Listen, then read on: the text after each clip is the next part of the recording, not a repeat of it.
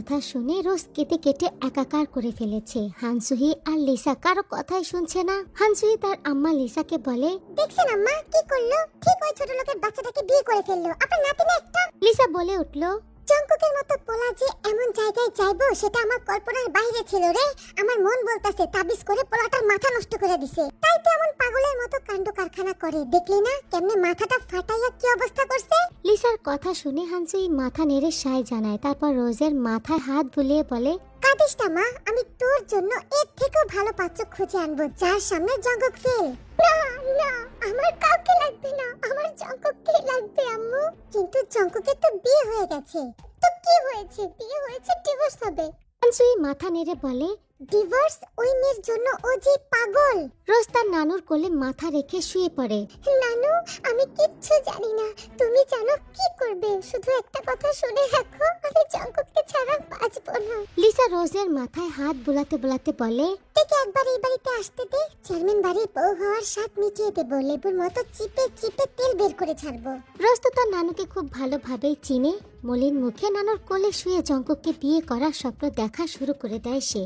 আরেম যদিও চাপে পড়ে জঙ্কুকের বিয়েটা দিয়েছে, কিন্তু এই মুহূর্তে সে ড্রয়িং রুমে পায়চারি করছে। রাগে তার মুখটা থমথমে হয়ে আছে। বারবার হাত মুষ্টিবদ্ধ করছে আর খুলছে। তার পরিবারের প্রথম আত্মীয়তা কিনা এমন ফ্যামিলির সাথে। ছি ছি, সমাজের মানুষ তো তাকে দেখে হাসাহাসি করবে। আর হাসাহাসি করবে কি, করা শুরু করে দিয়েছে।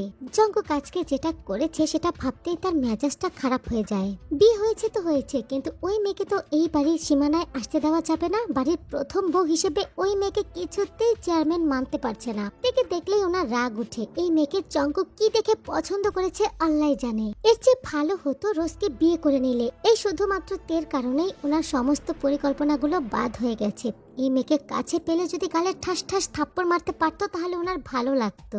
স্বামীর অস্থিরতা দেখে খুব শান্তি পাচ্ছে জিন। কয়েক বছর আগের ঘটনা মনে পড়ে গেল তার। জিমিনের বিয়ের দিন সুগার ঠিক এভাবেই অস্থির হয়েছিল। পাগলের মতো চুপচাপ কান্না করেছে। উনি তো মা। ছেলের কষ্ট, ছেলের অস্থিরতা, কান্না সব বুঝতে পেরেছে, কিন্তু এই পাষাণ মানুষটার মন গলেনি। নিজের অহংকারটাই ধরে রেখেছে। কিন্তু আজকে জঙ্কুকের কাছে জিন ভীষণ খুশি।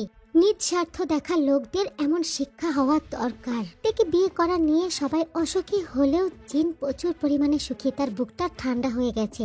এবার বউ ঘরে আসলেই হলো তার একটা সঙ্গী হবে।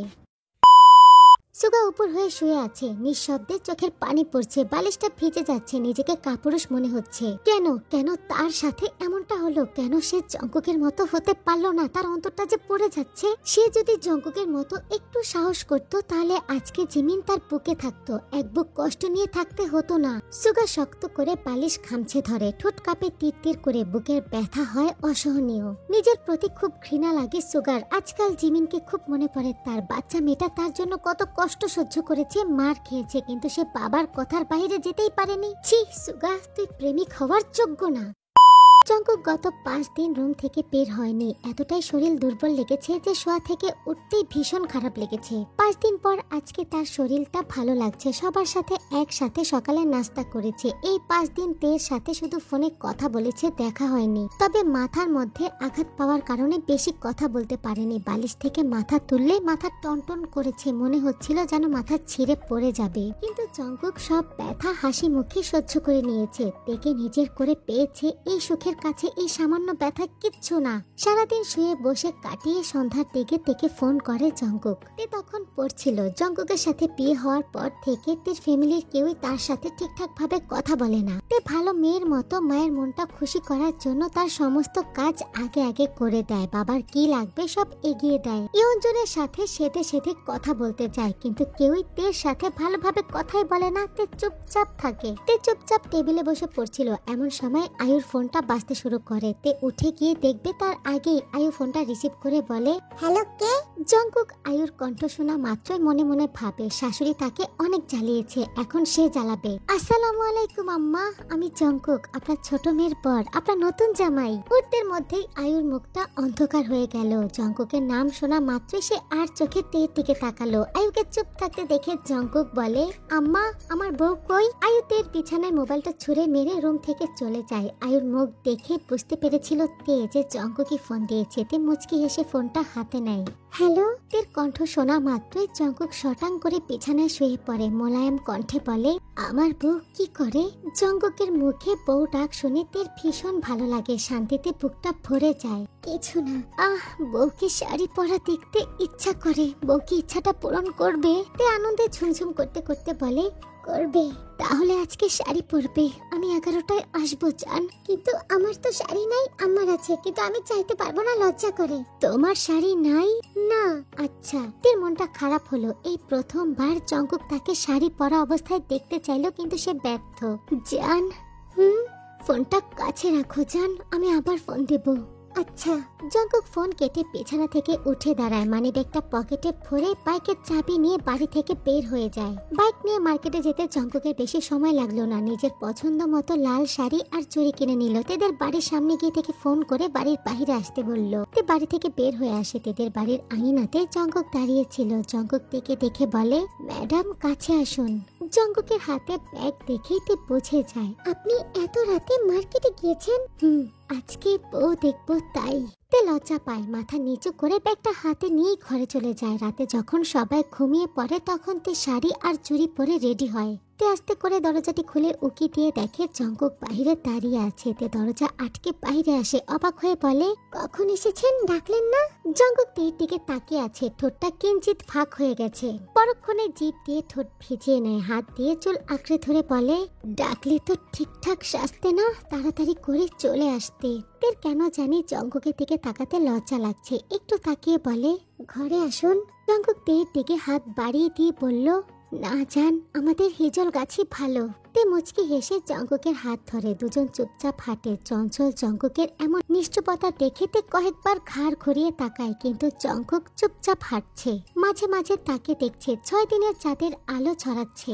আকাশের চাঁদের সাথে হাজারো তারা আলো দিচ্ছে। চারদিকের সমস্ত কিছু স্পষ্ট দেখা যাচ্ছে। হিজল গাছের নিচে গিয়ে জঙ্কুক দাঁড়ায়। নিজের হাতের মুঠোতে তের দুগাল ধরে চুপ করে দেখে। জঙ্কুকের উত্তপ্ত শ্বাসে তের মনটা কেঁপে ওঠে, হাত পা অসাড় হয়ে যায়। তে একবার চোখ তুলে জঙ্কুকের চোখের দিকে তাকিয়ে চোখ দুটো বন্ধ করে নেয়। এই সর্বনাশার চোখে তাকানো অসম্ভব। এই চোখে যে হাজারো কথা আকুতি মিনতি উপচে পড়ছে। এই নেশা জড়ানো চোখের চাহনি তে নিতে পারছে না। জঙ্কুকের ছোঁয়া পেয়ে শরীরটা অজানা শিহরণে কেঁপে উঠছে। আমার পক্ষে এত সুন্দর লাগছে। লাল শাড়ি পরাতে একটা লাল ফুলের মতো লাগছে, একদম লাল টকটকে ফুল। তে লজ্জা পেল, মাথাটা নিচু করতে চাইল। জঙ্কুক নিচু করতে দিল না। তার দিক করেই বলল, কি হলো জান? তে মাথাটা দুদিক দুলিয়ে বলল, কিছু না। জঙ্কুক তে লজ্জা মাখা মুখের দিকে তাকিয়ে থাকে। গাল ছেড়ে কোমরে হাত দিয়ে নিজের কাছে এনে বলে, জান সত্যি খুব সুন্দর লাগছে। তে বলল, জঙ্কুকের তো তাই। জঙ্কুক চুপচাপ দেখে। তের এমন রূপ তার আগে কখনোই দেখা হয়নি। তার ফুলকে খুব আবেদনময়ী মনে হচ্ছে। জঙ্কুক হঠাৎ করে খেয়াল করে তার খুব পাগল পাগল লাগছে। সামনের রমণীর সাথে একটু বেশি অভদ্র হতে ইচ্ছা করছে। আবার কিনা ফুলটা তার বউ, তার নিজের একেবারে ব্যক্তিগত। নিজের আজ সমস্ত বেসামাল পাগল ইচ্ছাগুলো যেন মাথা চড়া দিয়ে উঠেছে। অ্যান্ড্রোনালির শিশিরানী জঙ্কুকের পাগল রূপ প্রকাশ করতে ছুটছে পূর্ণ গতিতে। জঙ্কুক বলে, খুব শীঘ্রই ঘরে তুলে নেব জান। আচ্ছা। এত বাধা পেরিয়ে আমি আমার এই লাল ফুলটাকে নিজের করে পেয়েছি। নিজেকে খুব সুখী লাগে জান। তে কিছু বলে না। প্রতি উত্তরে জঙ্কুকের বুকে মাথা রেখে নিজেকে একেবারে মিশিয়ে দেয় জঙ্কুকের বুকে। তে জঙ্কুকের বুকে মিশে তার ঘন ঘন শ্বাস নেওয়া, বুকের ওঠা নামা খেয়াল করে। মাথা তুলে বলে, কি হয়েছে? কই? তে জঙ্কুকের বুকে হাত রেখে বলে, এই যে এমন করছে কেন? জঙ্কুক কিচ্ছু বলে না, চুপচাপ দেখে পর্যবেক্ষণ করে। মাতাল বাতাসের ছোঁয়া কি তের গায়ে লাগছে না? জঙ্কুকের অসহায় লাগছে নিজেকে। তে জঙ্কুকের অসহায় মুখের দিকে তাকিয়ে জঙ্কুকের বুকের তুফানের তীব্রতা টের পায়। সাহস করে জঙ্কুকের গালে চুমু খেয়ে নেয়। জঙ্কুকের বন্য বাতাস যেন রাস্তা পেল। মাথাটা নিচু করে জঙ্কুক তার গাল দিয়ে তের গালটা ঘষে দেয়। তে তার সুরে কোংড়ে ওঠে। সঙ্গে সঙ্গে জঙ্কুকের গেঞ্জি আঁকড়ে ধরে। জঙ্কুক ফিস ফিস করে বলে, কি জান? না। কি না? কিছু না। জঙ্কুক আধো আধো চোখ খুলে দেখে দেখে হাত দিয়ে তের নরম ঠোঁট ছুঁয়ে দেয়। মাথাটা নিচু করে তের নরম ঠোঁটে নিজের সিগারেটের পোড়া ঠোঁট মিশিয়ে দেয়। আজকে মাতাল হয়ে দুজন দুজনের মাঝে হারাতে চায়, একে অপরকে আঁকড়ে আরো গভীরে যেতে চায়। জঙ্কুক খুব ডিপ ভাবে থেকে কিস করছিল। তে কিস ব্যাক করছিল।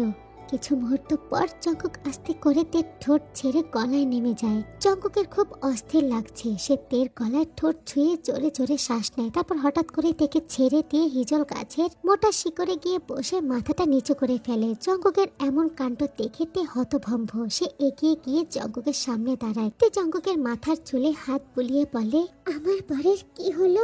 জঙ্কুক মাথা তুলে তাকায়। তে দেখে জঙ্কুকের ঠোঁট হালকা কাঁপছে, চোখের ভাষায় মাতালতার ছোঁয়া লেপটানো। এই ছেলে এমন কেন?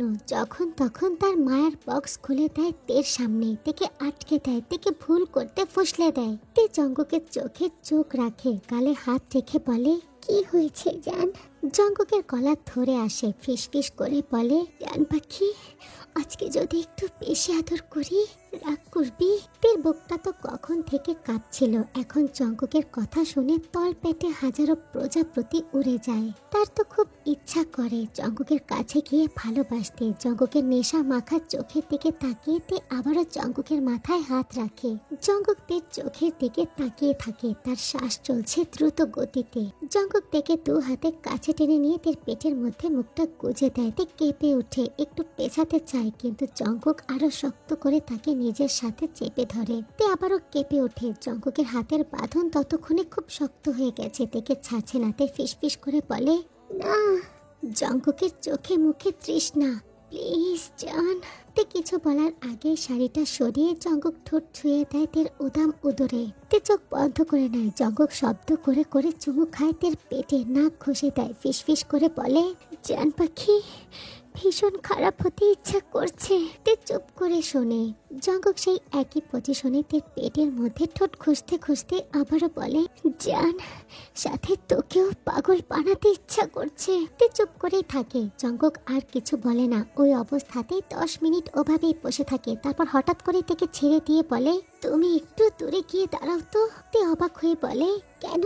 জঙ্কুক তের দিকে তাকিয়ে বলে, এমনি, যাও, যা বলছি করো। তে চুপচাপ একটু দূরে গিয়ে দাঁড়ায়। মিনিট কয়েক পর জঙ্কুক আসে। তে কিছু বুঝে ওঠার আগে তাকে কোলে তুলে নেয়। মাঠের মধ্যে হাঁটতে শুরু করে। জঙ্কুক তাকে কোলে নিয়ে হাঁটছে আর দুষ্টু দুষ্টু কথা বলছে। তে খিলখিল করে হাসছে।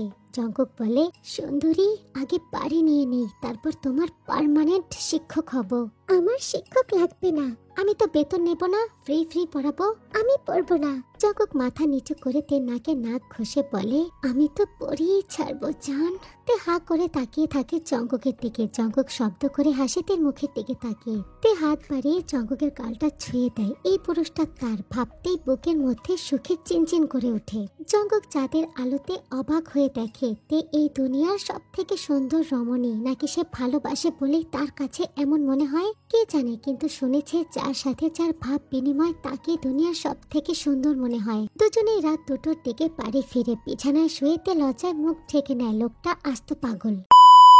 সকালে জঙ্কুক চোখ খুলে দেখে রোজ বিছানায় শুয়ে আছে, গায়ে তার ওড়না নেই। রোজের হাত জঙ্কুকের গালে। জঙ্কুক এক লাফে উঠে দাঁড়িয়ে যায়। রোজ এখানে তার বিছানায় কি করে? জঙ্কুক প্রচুর পরিমাণে রেগে যায়। উচ্চ সুরে ধমক দিতে যাবে, ঠিক তখনই শুনে বাহিরে অনেক লোক আলোচনা করছে।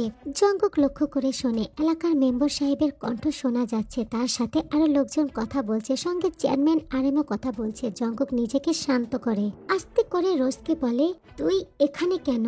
রোজ বাঁকা হেসে বলল, আদর নিতে এসেছি।